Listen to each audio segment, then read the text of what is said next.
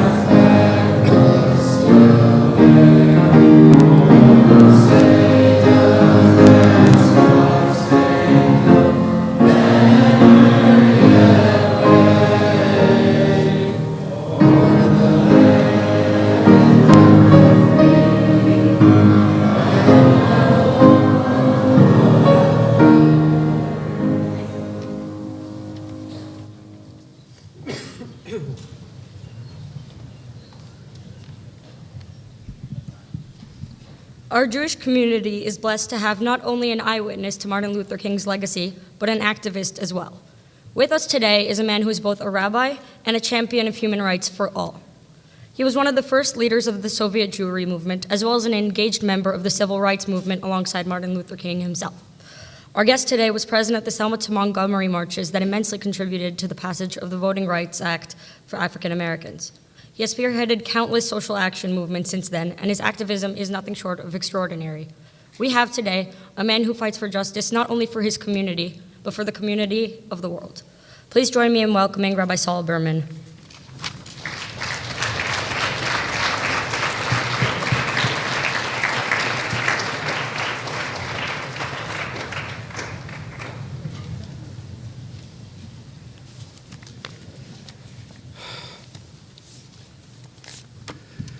Thank you very much. It's my pleasure to be here.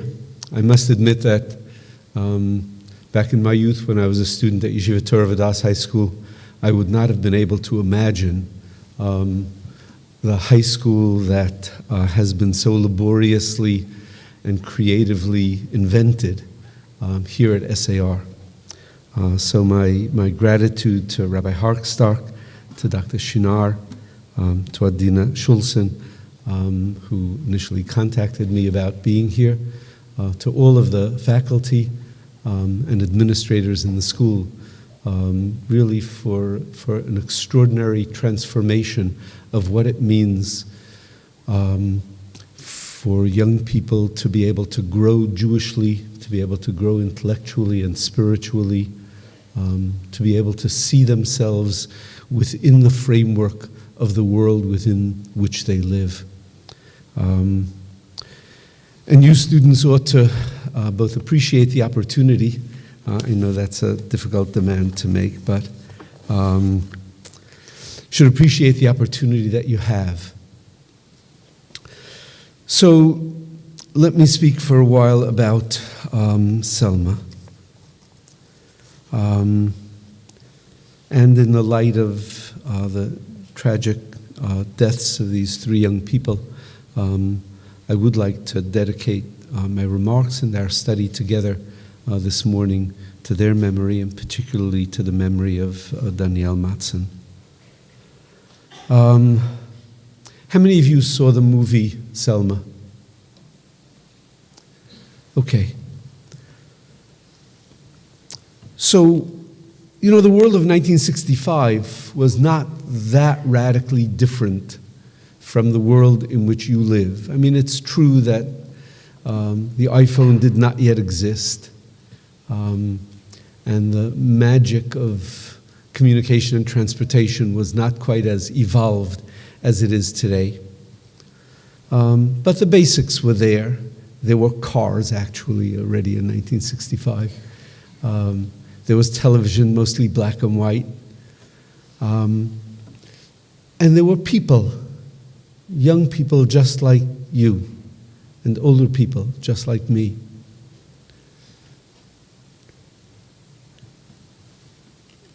But there were things about that world that were really horrendous.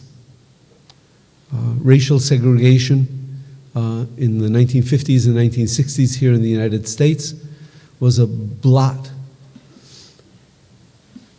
on the grandeur of America. It manifested itself all over the country, but primarily in southern states, through law, through social practice, manifested itself in virtually every aspect of life, in economic life, in social life, in educational life, in political life. Blacks were excluded from most advanced educational opportunities. Blacks were excluded from restaurants, were not allowed in many areas of the country to drink from the same water fountains or to use the same bathroom facilities as whites. Blacks were restricted from voting in extraordinary ways. Those of you who saw Selma are aware of that. And the level of violence that was maintained in order to sustain that segregation was extraordinary. In fact, in the months just preceding the time that I was in Selma, there were a broad range of events which involved extraordinary violence. During the summer of 1964, 3 young men were killed, their bodies hidden in not to be discovered until substantially later. Cheney, Goodman, and Schwerner. Just a month before, February 18th, 1965, Jimmie Lee Jackson was killed. Those of you who saw the movie saw something about how he was killed. I'll tell you a little bit more about those circumstances shortly. Just a week before I was in Selma, the Reverend James Reeb, Protestant minister, was beaten. He died of his beating 2 days later. The level of violence was such that I know when I was on my way down to Selma and we flew into Montgomery, I flew with a number of other rabbis from Northern California. At the time, the road from Montgomery to the highway from Montgomery to Selma was unsafe to be traveled by a vehicle in which both blacks and whites were riding together. As a result of which, cars who picked up people from Montgomery, flying into Montgomery to help, particularly in voter registration campaigns, which was the primary purpose of our coming to the South at that time, would only travel in caravans. No car would travel alone if there were blacks and whites in it at the same time. And it just so happened that the driver of the vehicle in which I and one of my colleagues was being driven to Selma was an uncle of Jimmie Lee Jackson. And at that point he told us details about the death of Jimmie Lee Jackson that were not yet quite as publicly available. So in brief, essentially what had happened was that Jimmie Lee Jackson, his grandfather, and his mother had been participating in a demonstration in favor of voting rights for blacks. And the demonstration was broken up with a substantial amount of violence, and they were being chased by police officers. They ran into a restaurant, Again, those of you who saw the movie will remember this part. The police began beating Jimmie Lee Jackson's mother with their truncheons. Jimmie Lee Jackson, who had been trained in passive resistance, knew that he should not attack the police officers but needed to protect his mother. He threw himself over his mother's body, lying there on the floor, in order to protect her and to absorb the blows of the police officers. The police officer, the lead police officer in that situation, was infuriated by this interference with the beating that he was administering, and he told him to get off her. He refused. He stayed there. The police officer pulled his gun, held it to Jimmie Lee Jackson's back, and said, "Get off or I'll shoot you." He did not move off. The police officer shot, and he kicked Jimmie Lee Jackson's body off his mother and let him lie there. Some 15 minutes later, one of the police officers contacted an ambulance. The ambulance eventually arrived. The EMTs who came with the ambulance refused to administer first aid to him. After approximately another half hour, they loaded him onto a stretcher into the back of the ambulance and drove at normal traffic speed, stopping at every light and every stop sign till they got to the hospital. By the time they got to the hospital, he could no longer be saved. He died soon thereafter. So as I said, I traveled to Selma with a group of other rabbis from Northern California. I was then the rabbi at a small congregation in Berkeley, California, a congregation Beth Israel, which was the only Orthodox congregation in Berkeley.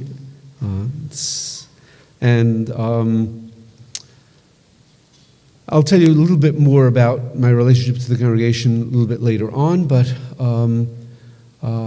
we traveled at the request of the Southern Christian Leadership Conference, which was Martin Luther King's organization, who had called not only for young people from all over the country to come to help in voter registration efforts, but particularly called to clergy to come to Selma to help in voter registration campaigns.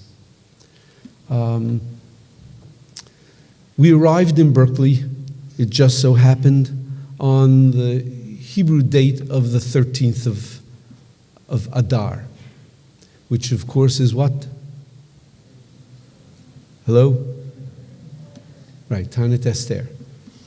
So we arrived on Tanit Esther. We were driven, as I said, we had left the night before. We had flown down and arrived on Tanit Esther. We were driven to Selma, and we were checked into Brown's Chapel, which was the central location for, particularly for clergy who were coming to Selma, as well as many other activists who were coming there to help in this civil rights effort. Dropped our luggage there, and we were told that we would be sleeping with a local family for as long as we stayed, and that our luggage, we would be told where to go eventually. Before we had an opportunity to go anyplace, we were asked to participate in a demonstration. And so one of my colleagues and I went to this demonstration, which was to take place in front of the home of the mayor of Selma, Mayor Smitherman, who had just recently been elected as mayor of Selma. He thereafter continued to serve for approximately 45 years as mayor of Selma. At the time, there was some thought that he might be open to a somewhat different approach than his predecessors. We went to this demonstration, and soon after we arrived in front of Mayor Smitherman's home, police appeared, and we were all put under arrest for violation of a local ordinance which forbade public demonstrations in white neighborhoods. Literally, that was the local provision. We were arrested, we were loaded onto buses. Let me tell you something for a moment about that bus, just to get a sense of the atmosphere. We were loaded onto buses and sat down, and after we sat down, a police officer stood at the front and he announced that there will be no talking until we get to the police station. No talking whatsoever. And then there were 3 police officers who were standing in the aisles as we were sitting on the bus. So I was sitting sort of at an aisle seat, and I was right next to one of the 3 police officers who was standing in the aisle. And I looked up at him, and he seemed like a reasonable person. And I said to him, "Officer, I'm sure that you don't really want to be doing this." And he looked at me, and I won't repeat the precise words that he said because say such words in a holy place or any place else.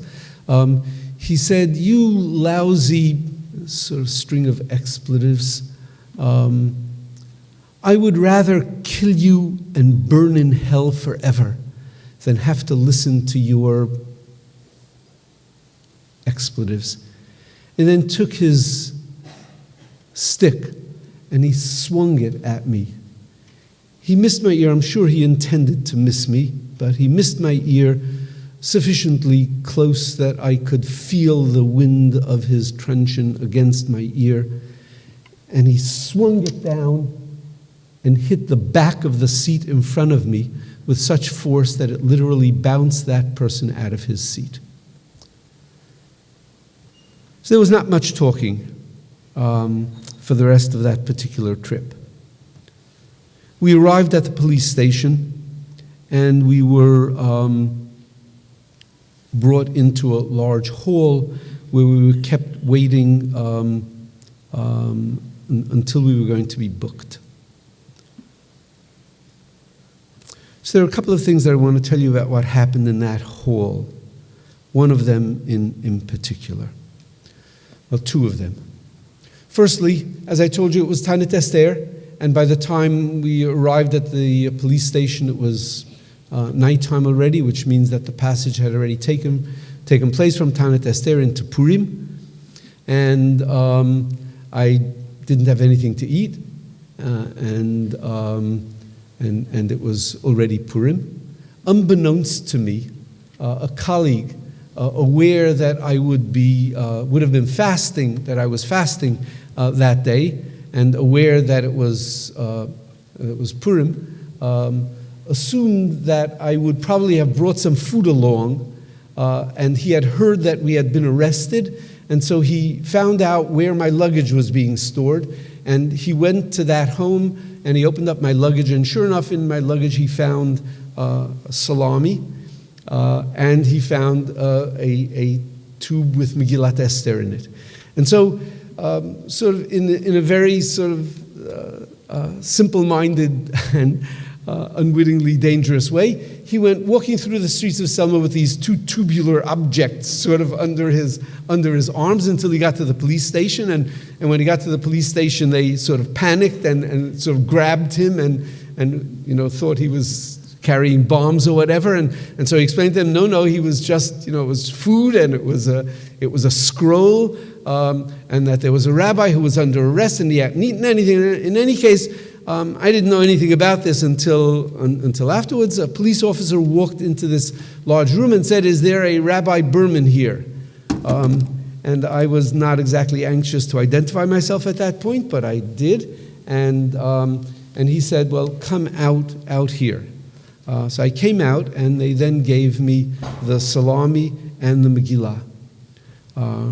We went back into the room, and I told one of my rabbinic colleagues, as well as some other clergy who were there, that I now had a Megillah, and that since it looked like we were going to be there for a long period of time, that I wanted to read Megillat Esther, I'd be glad to do that to the group in its entirety, which was about 150, mostly young people, and about 20 clergy. So that's what we did. In that prison, I read Megillat Esther. It was not until much later that I actually discovered that at the funeral for Jimmie Lee Jackson, one of the ministers who was offering a eulogy for him quoted a verse from Megillat Esther. The pasuk that he quoted from Megillat Esther was one that I'm sure is familiar to all of you. He addressed himself to the whites of the southern states, particularly the poor whites of the southern states. And he said to them the words of Mordechai to Esther, Al tadami b'nafsheich, right? Do not think for a moment that you and your father's household will be secure. Because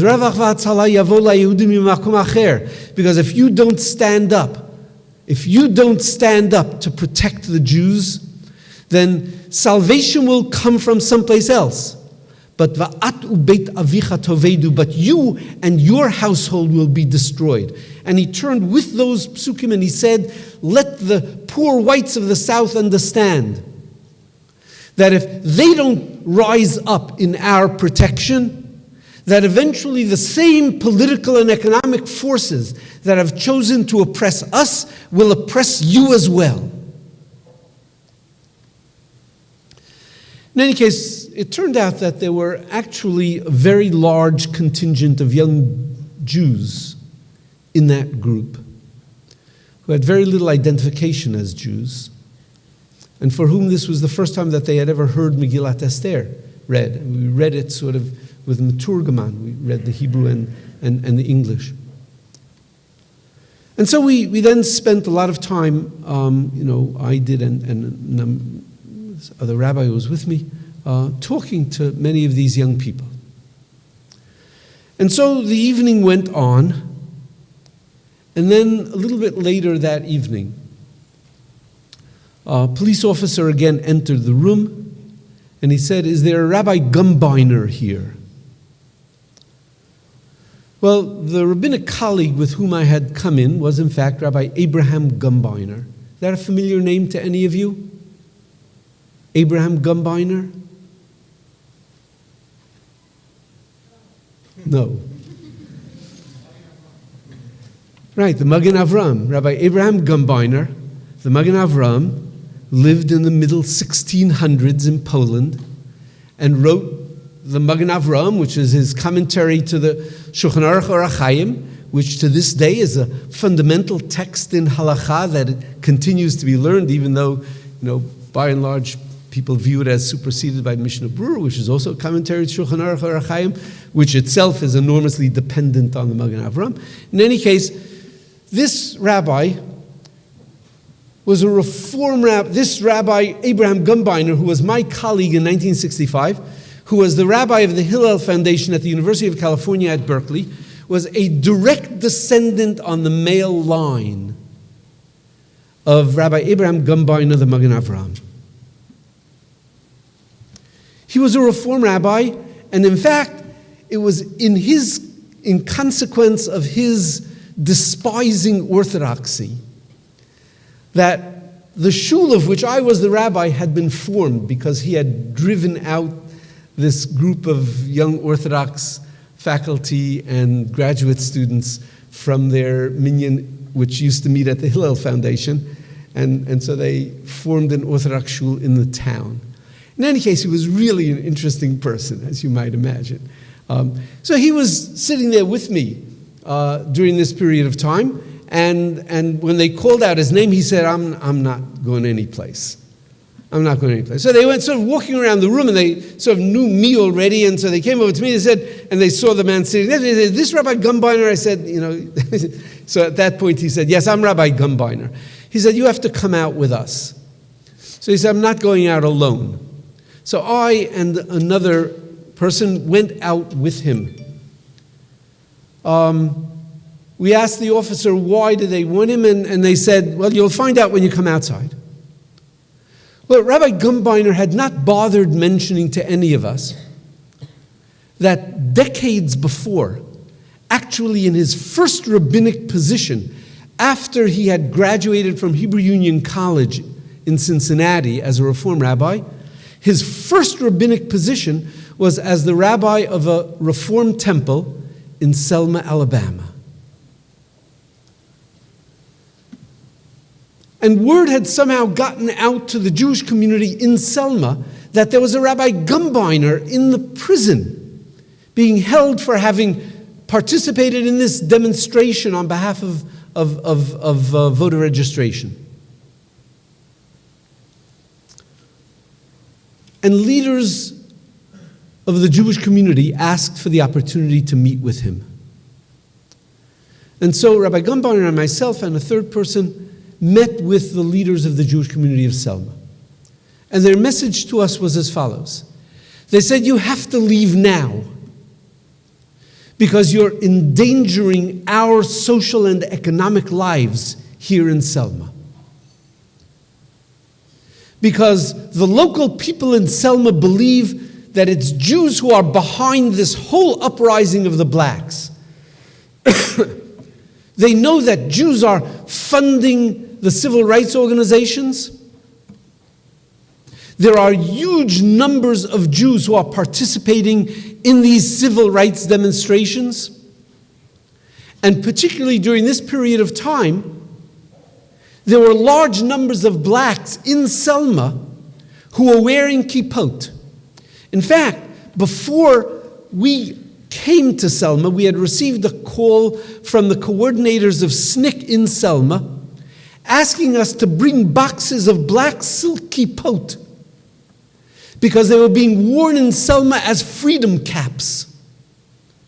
Because there was a powerful association not only in the churches, not only in the black churches, but through the black churches and the whole of the black community, that the experience of this civil rights effort was analogous to the Exodus, and that the biblical roots of this attempt to achieve freedom were important to be affirmed. And so people were wearing kippot all through Selma, referring to them as freedom caps. And so these Jewish leaders said to us, you know, the blacks are already conducting an economic boycott against all white-owned stores. But it's not only they who are not buying in our stores. We're primarily shopkeepers here, they said. And the white locals in Selma, because of their feeling of antagonism toward Jews, because of their role in the civil rights movement, they're also not buying in our stores. And so our economic condition here is really becoming marginalized. And people are not talking to us anymore. They're not relating to us socially anymore. You have to leave.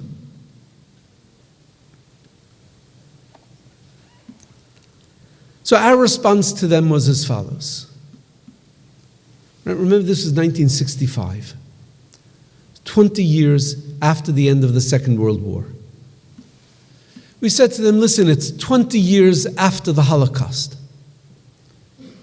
During these years, we have been saying, we, the Jewish community, have been telling the world that the Holocaust against the Jews was not only involved the guilt of the Nazi leadership, and did not only involve the guilt of the German army, that it involved the responsibility of the citizens of Germany and Poland and the Ukraine and all of the countries in which Jews were being slaughtered. And not only because of those people who were actually running concentration camps and killing Jews, but because of all of the citizens of those countries who sat by silently while Jews were being slaughtered, who sat by silently in the face of that injustice. And they sat by silently because their social and economic conditions were being threatened. So what do you want us to say now? Do you want us to say that it was all right to say that when Jews' rights were being threatened, but when the rights of others are being threatened, that Jews have the right to stand by, sit by and not do anything because of the concern of the impact on their social and economic conditions? Is that the message? Is that the message that we really want to give to the world? As you can imagine, it was not an easy evening of discussion. We spent a number of hours talking to these people, and we parted on very bad terms, with hugs, but nevertheless knowing that we could not agree with them, and they could not accept what we were saying. We had told them during the course of that conversation that if their conditions were really getting that bad, then we would do everything within our power to mobilize the Jewish community to enable them to move, to go elsewhere. But that we could not, as a matter of Jewish conscience, we could not stop what we were doing. In any case, they eventually let us out. They transported us back to Brown's church, because they decided that it would be too great an embarrassment at that point in time to have to book all of us.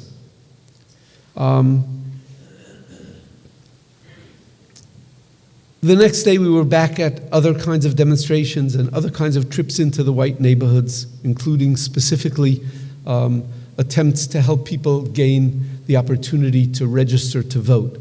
Again, those of you who saw the movie remember the famous scene with Oprah in which she attempts to register and is denied the opportunity to do so, and we saw that firsthand.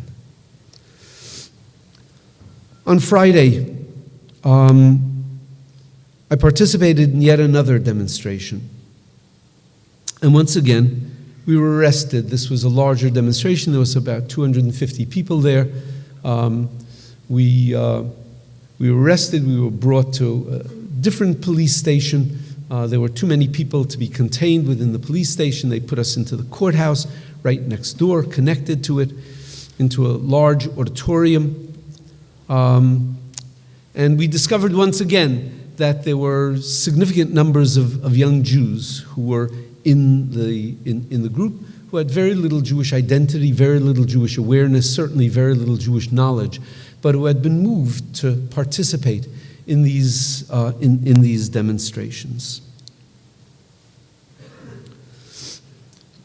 And something really extraordinary happened at that particular night.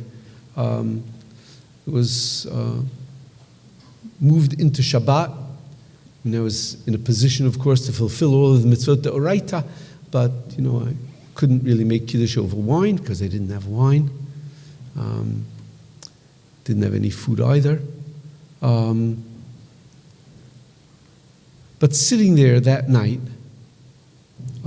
spending time talking to young blacks, to young white men and women, to clergy of other religions,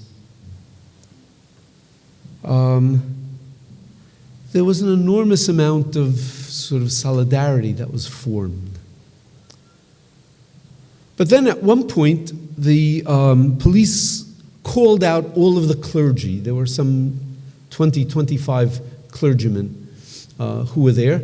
They called us out and said as follows. The police chief of Selma at the time did not want to have to book us.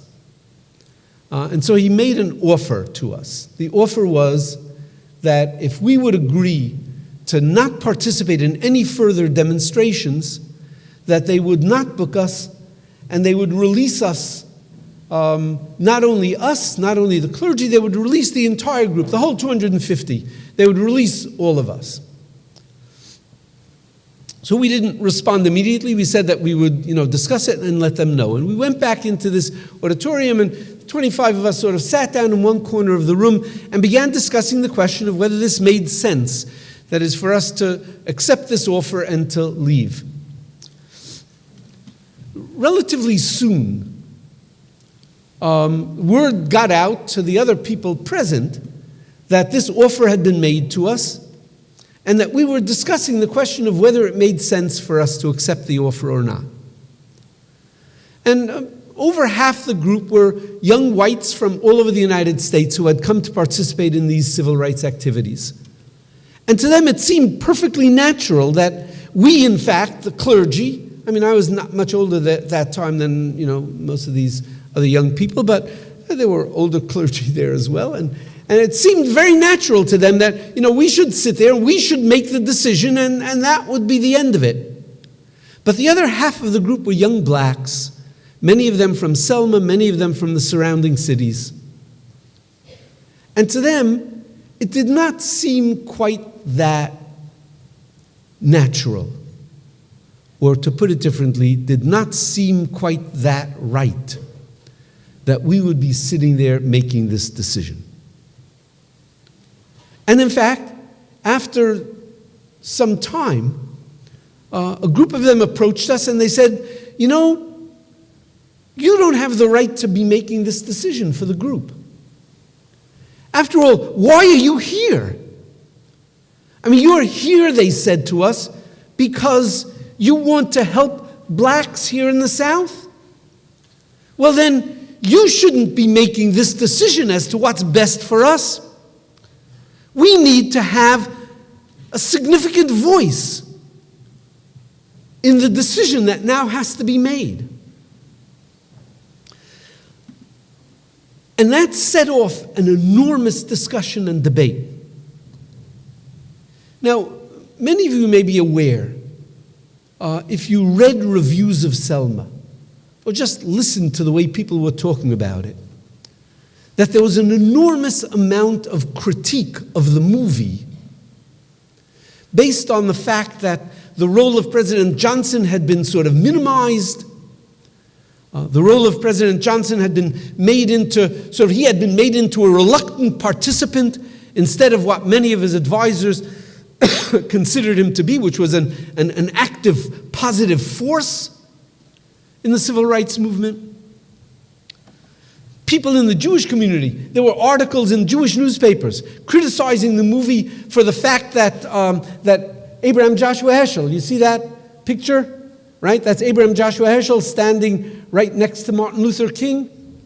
So that picture was taken in Washington, not in Selma at the beginning of the march. But there's an equivalent picture. He's on the other side of Martin Luther King. But Abraham Joshua Heschel played a significant role in Jewish involvement in the civil rights movement, including my own, because I had gotten to meet him out on the West Coast and developed a relationship to him there. So there was an enormous amount of critique of the movie Selma because Abraham Joshua Heschel was not portrayed at the outset of the march. And in his place, there was a Greek Orthodox priest who was there. There was no Greek Orthodox priest who was standing there at the time of the march. But Heschel was not there. And there were lots of Jews who felt that the movie had not adequately portrayed the role of the Jewish community in all of the civil rights efforts. And they were correct, the movie did not.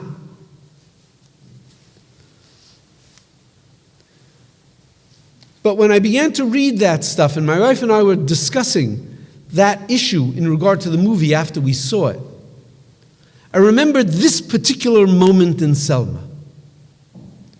I remember this particular moment when the leaders of this black group who were with us understood that it was their battle. And that while lots of other people may be helping, they needed to feel that it was theirs, that they owned it.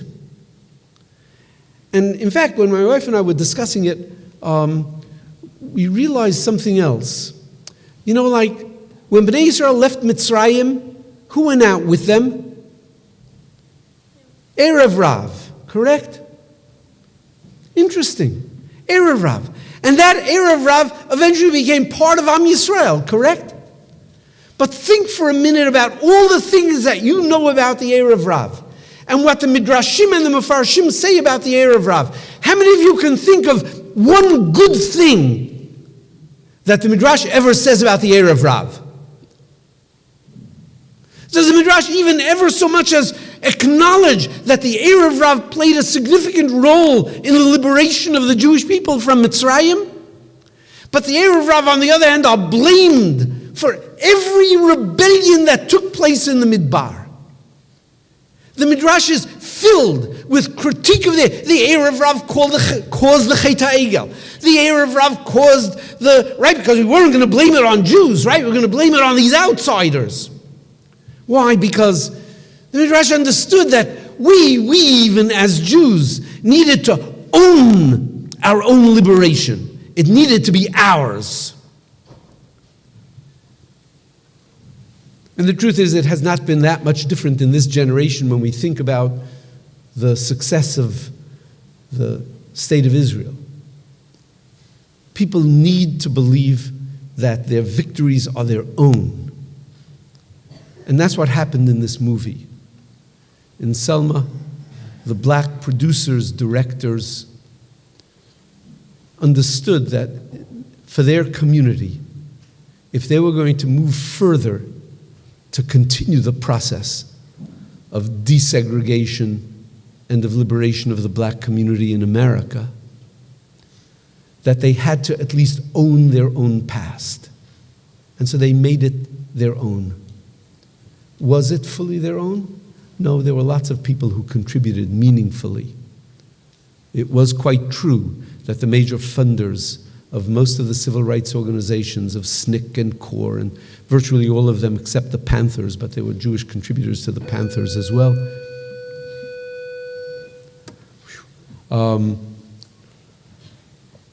In any case, what happened then was that the group argued. It felt like a Beit Midrash.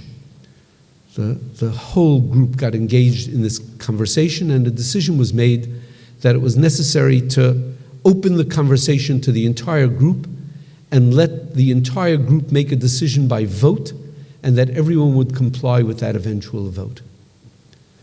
By about 3 o'clock in the morning, 4 o'clock in the morning, the group voted by a significant majority not to accept the offer and to remain in jail. And so we conveyed that to the police. We remained in jail until the morning. Late in the morning, the police came in again and they said, "We're not going to book you. We're going to transport you back to Brown's Chapel. We have buses lined up outside and we'll take you back to Brown's Chapel." So that was already Shabbat morning. We were all sort of moving toward the doorway. I was walking with a young black man who had befriended, and we had spent a lot of time talking during the night together, and I mentioned to him that I don't ride on Shabbat, and I don't see any need for me to be on the bus. I can walk back to Brown's Chapel. He said, "No, it's not going to be safe." And I said, "Well, I know the neighborhoods already. I had been walking for a variety of purposes. I'd been walking through the neighborhoods extensively. I knew my way back. It won't be a problem." So, I made that comment to him.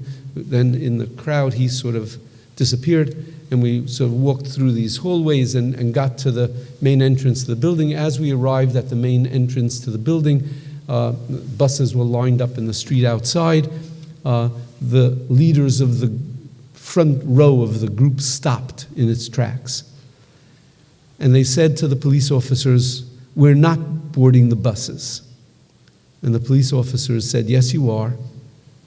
And the people in the front line said, "No, we're not boarding the buses because there's a rabbi here who doesn't ride on the Sabbath, on his Sabbath, and we're not going to leave him alone. And so we're all going to walk back to Brown's Chapel." The police sort of ranted and raved, and the group as a whole stuck to its position.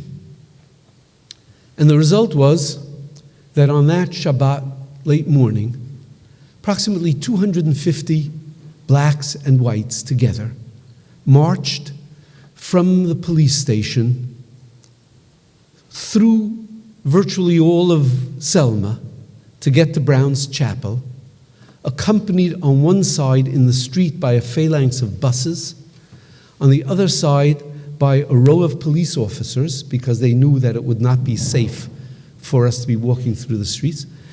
So after months and months of Selma working at preventing any form of mixed or even white demonstrations in the white neighborhoods of Selma, suddenly there were 250 people marching through the streets,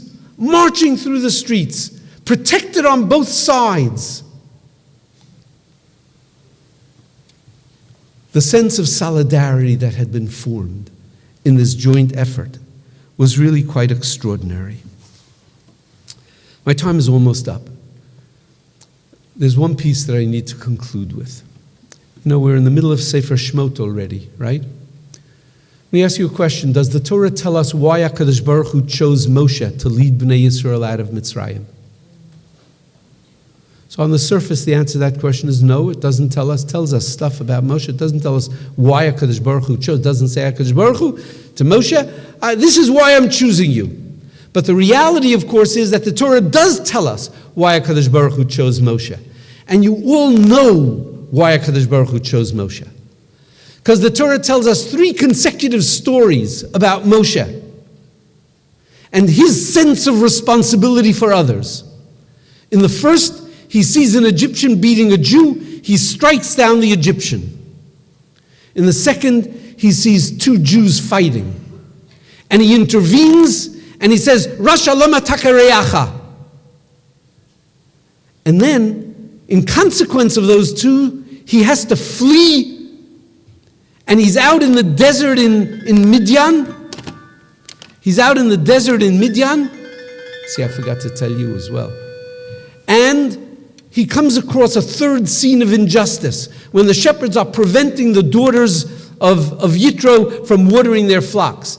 And you would have assumed that by that time Moshe would have said to himself, listen, you know, in consequence of my sticking my nose into other people's business, from being a prince in Egypt, I'm now a wanderer in the desert of Midian. Maybe this time around I can keep my mouth shut and I cannot intervene in other people's business. And instead, Moshe understands that he has a responsibility to see to the doing of justice and the prevention of injustice. And it's precisely because of those qualities that HaKadosh Baruch Hu chooses him. And the Medrash, of course, amplifies that by the description of the way in which he took care of his sheep. But stop and think for a moment. In the first instance, what was the mechanism that Moshe used in his intervention? He used violence. And there are times when violence is necessary in order to achieve justice. In the second instance, all he had to do was raise his voice. And sometimes what we need to do is raise our voices. The third time, the Torah doesn't even tell us what Moshe did.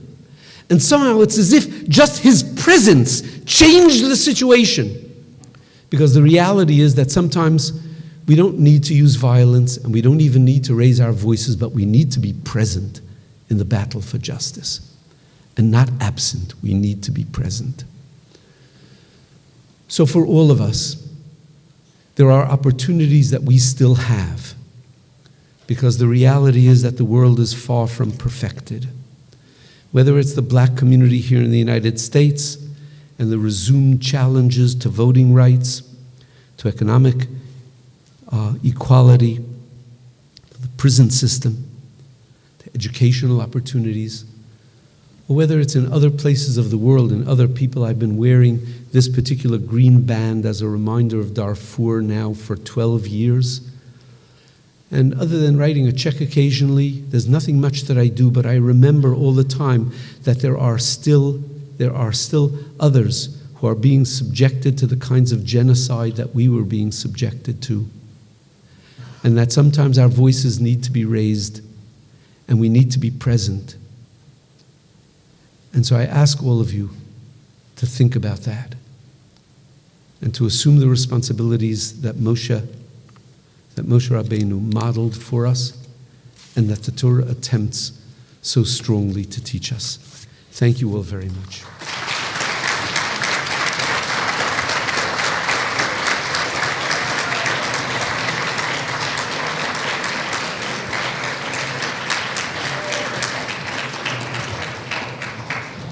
Thank you.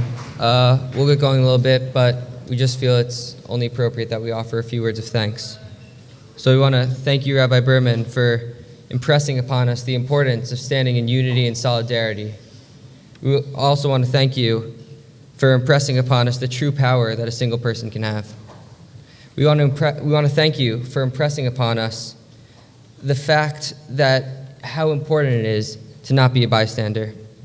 And throughout history, we've seen the world changed by individuals who were courageous enough to stand up what they believed in. Gandhi, Herzl, Mandela, and of course, King. These people breathed the same air as you and I, but they took a look at the odds, and despite the fact that they saw that they were stacked against them, they decided to fight anyway. What made these people great was the fact that they had a passion that couldn't be vanquished, not by violence or fear or by society saying that they couldn't do it. What made these people great was the fact that they worked as hard as they could for a cause that they truly believed in. They refused to give up even in the bleakest of circumstances. And what made these people great is the fact that they were able to stand in unity against everyone saying that they couldn't do it to reach the change that they so needed. We have to think now. Do we have what it takes to be great? Think carefully about what causes you believe in.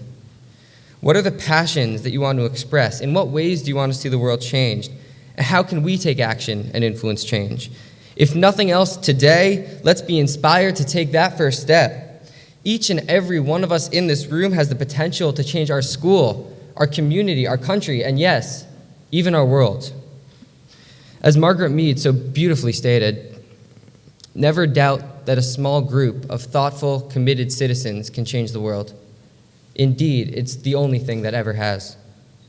Change can come, and change will come when a few people decide that something in the community can be improved, and those changes are then roller coasted into action.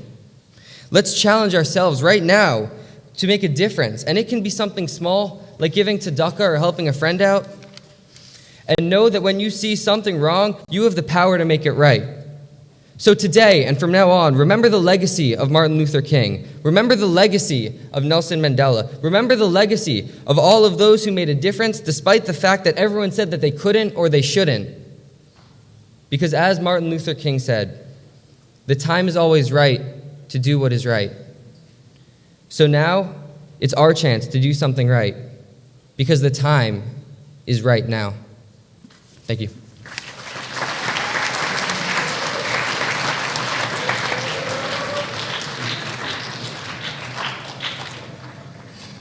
Before I dismiss the second period, I want to take an opportunity one more time to thank Rabbi Berman. Thank you. To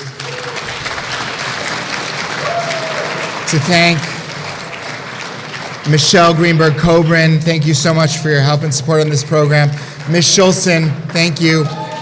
And to thank the 4 student leaders from the 9th grade, representing the 9th grade, Shama Pepper Fox, representing the 10th grade, Catriella Hirsch Hoffman, representing the 11th grade, Noah Lang, and representing the seniors, Liat Katz.